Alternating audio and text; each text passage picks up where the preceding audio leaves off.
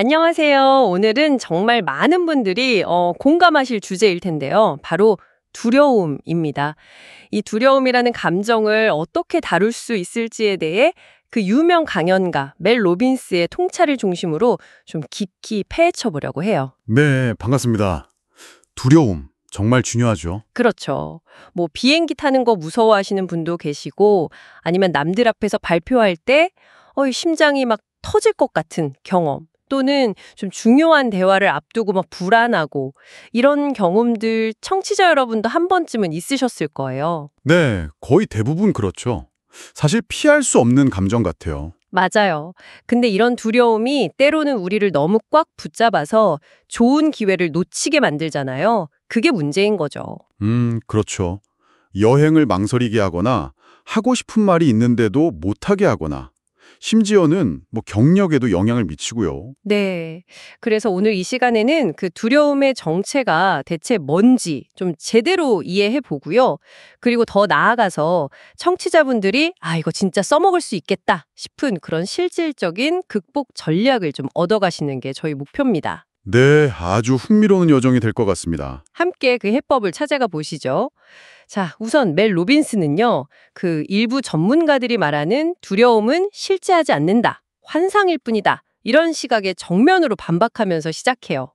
그 부분 저도 인상 깊었어요. 네, 두려움 때문에 여행을 포기하고 내 의견을 제대로 말하지 못하고 또 뭐 중요한 일을 앞두고 주저하게 되고 이게 어떻게 환상이냐는 거죠. 너무나 현실적인 문제라고 강조합니다. 맞습니다.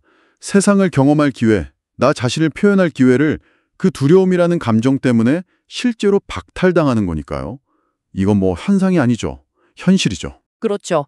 여기서 이제 굉장히 흥미로운 지점으로 넘어가는데요. 네, 바로 그 생리적인 반응 이야기죠. 네, 우리 몸이 사실은 두려움을 느낄 때랑 흥분 상태일 때 이걸 생리적으로는 잘 구분하지 못한다는 거예요. 그러니까 심장이 막 빨리 뛰고 손에 땀이 나고 호흡 가빠지고 이런 것들이요. 네, 바로 그런 신체 반응들이요. 이게 예를 들어서 롤러코스터 타기 직전에 막 설레고 신날 때 나타나는 반응하고 아주 중요한 발표 직전에 공포를 느낄 때 나타나는 반응이 거의 동일하다는 겁니다. 와, 정말요? 그게 구분이 안 된다고요, 몸에서는? 네, 멜 로빈스는 그렇다고 이야기해요. 차이는 딱 하나래요.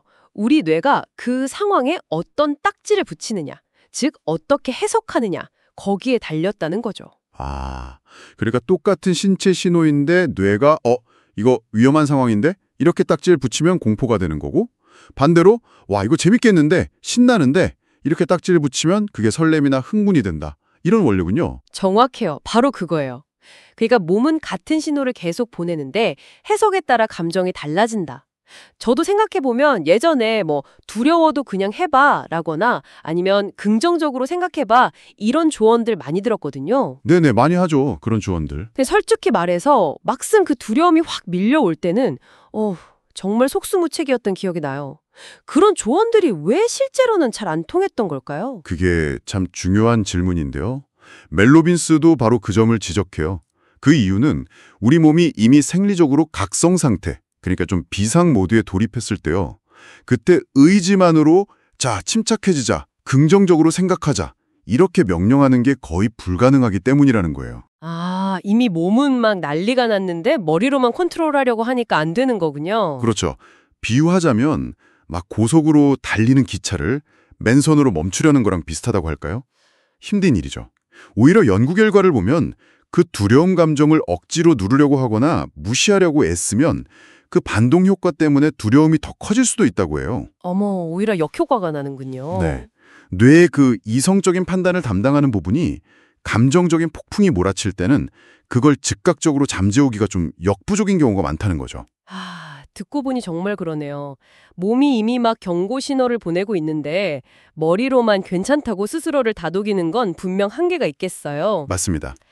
그래서 멜 로빈스가 아주 구체적이고 어떻게 보면 좀 기발한 해결책을 제시하는데요. 바로 5초 법칙이랑 앵커 생각이라는 걸 결합하는 거예요. 네, 5초 법칙, 그리고 앵커 생각. 네, 이분이 실제로 수천 명 앞에서 강연하기 직전에 엄청 긴장되는 상태에서 이 방법을 딱 쓰는 모습을 직접 보여주기도 했어요. 네. 본인이 직접 시연을 하죠. 그 원리가 굉장히 흥미로운데 작동 방식은 이렇습니다. 두려움이나 불안감이 확 엄습하는 바로 그 순간에요. 다른 생각할 것 없이 마음속으로 5, 4, 3, 2, 1 하고 거꾸로 숫자를 세는 거예요. 5, 4, 3, 2, 1. 네. 네, 이게 바로 5초 법칙인데요. 이 아주 간단한 행위가 우리가 감정에 확 휩쓸리는 그 자동 반응이 있잖아요. 그걸 잠시 딱 끊어대는 역할을 해요. 그리고 동시에 우리의 이성적인 판단이나 의사결정을 담당하는 뇌 부위, 전두엽 피지를 활성화시키는 스위치 역할을 하는 거죠. 오, 그러니까 카운트다운 하는 그 짧은 순간에 감정의 노예 상태에서 잠깐 벗어나서 생각의 주도권을 딱 되찾는 거군요. 그렇죠. 일종의 기어 변경 같은 거예요. 자동 모드에서 수동 모드로 잠깐 바꾸는 거죠. 와, 신기하네요. 그렇게 5초 카운트다운으로 잠깐의 어떤 생각할 공간을 만든 다음에는요? 네, 그 다음이 중요해요. 바로 이어서 미리 준비해둔 앵커 생각, 앵커 thought를 떠올리는 겁니다. 앵커 생각이요? 그게 뭔가요? 닷 같은 건가요? 네, 맞아요. 비유하자면 마음의 닷 같은 거죠. 이 앵커 생각이라는 건 현재 내가 두려워하는 그 상황의 맥락과 관련이 있으면서도 동시에 내가 간절히 원하거나 기대하는 아주 긍정적인 결과에 대한 구체적인 이미지나 느낌을 말해요. 아, 구체적인 이미지나 느낌. 예를 좀 들어주실 수 있을까요? 그럼요. 예를 들어서 비행기 타는 게 너무 무서운 분이라면 5, 4, 3, 2, 1 센 직후에요. 바로 그 다음 순간에 비행기가 도착할 목적지, 예를 들어 미시간에 계신 부모님 댁이라고 해볼게요. 그럼 그 미시간에 무사히 도착해서 사랑하는 부모님과 호숫가를 막 즐겁게 산책하는 장면, 그 기분 좋은 느낌을 아주 생생하게 떠올리는 거예요. 아, 비행의 과정이 아니라 도착 후의 즐거움을 떠올리는 거군요. 그렇죠. 또 다른 예로 만약에 상사와의 좀 어려운 대화가 예정되어 있어서 두렵다. 그러면 5초 카운트다운 후에 그 대화가 아주 성공적으로 잘 끝나고 나서 홀가분한 마음으로 동료한테 야, 나 잘하고 왔어. 이렇게 이야기하는 자신의 뿌듯한 모습을 그리는 식이죠. 그 다음에 바로 앵커 생각이라는 긍정적인 목적지를 뇌에 딱 제시해서 현재 몸이 느끼는 이 불안정한 반응을 두려움이 아니라 기대감이나 설렘으로 재해석하도록 유도하는 거네요. 정확하게 이해하셨습니다. 바로 그거예요. 내가 지금 미시간 갈 생각에 너무 신나서 그래서 지금 막 심장이 이렇게 뛰는구나. 이렇게 뇌가 스스로를 설득하게 만드는 거군요. 네, 일종의 인지적 재구성 기술이라고 할 수 있죠. 뇌를 뭐랄까 속인다기보다는 현재의 그 높은 에너지 상태, 그 각성 상태를 부정적인 결과, 위험이 아니라 긍정적인 목표, 앵커 생각과 연결시켜주는 거예요. 그렇게 되면 뇌는 그 에너지를 다른 방향, 즉 흥분이나 기대로 받아들이게 되는 거죠. 몸의 반응 자체는 우리가 마음대로 바꾸기 어렵지만 그 반응에 대한 우리의 생각, 그리고 그 생각에 이어지는 행동, 이건 우리가 통제할 수 있다. 이게 핵심이군요. 맞습니다.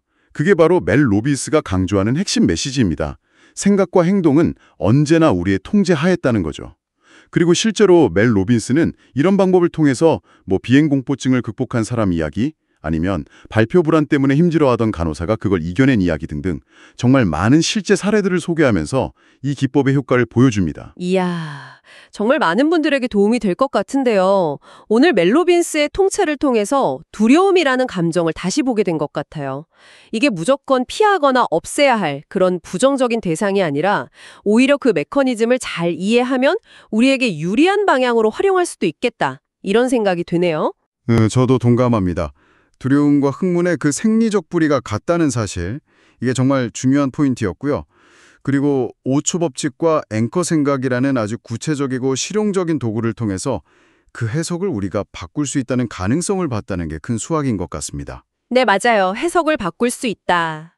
여기서 제가 한 가지 좀 더 나아가서 생각해 볼 만한 질문을 청취자분들께 던져보고 싶은데요. 오, 어떤 질문인가요? 만약에요, 정말로 두려움과 흥분의 신체 상태가 같다면 말이죠. 우리가 의도적으로, 물론 안전은 확보된 상태에서요, 안전하지만 약간의 스릴이 있는 활동들이 있잖아요.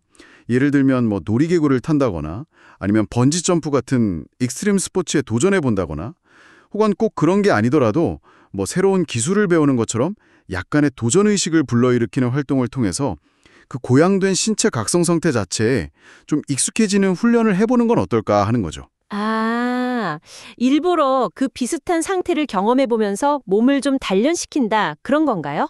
네, 그런 셈이죠. 어쩌면 이런 경험들이 차곡차곡 쌓이면 나중에 정말 예기치 않은 두려운 상황이 딱 닥쳤을 때요. 그때 느껴지는 그 익숙한 신체 감각을 이거 위험 신호인데? 가 아니라 이거 그냥 에너지가 넘치는 상태구나, 흥분 상태구나, 이렇게 좀 더 쉽게 받아들이고 관리할 수 있는 내성 같은 걸 길러주지 않을까요? 와, 굉장히 흥미로운 관점이네요. 의도적인 노출 훈련 같은 걸 통해서 두려움에 대한 역치를 높인다? 뭐 이런 개념으로도 연결될 수 있겠어요? 네, 뭐 그럴 수도 있겠죠. 이건 그냥 저의 제안이고 질문이니까요.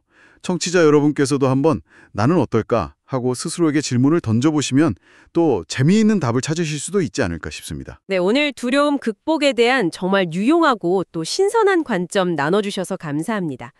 청취자 여러분도 오늘 배운 5초 법칙과 앵커 생각 꼭 한번 일상에서 적용해 보시면 좋겠습니다.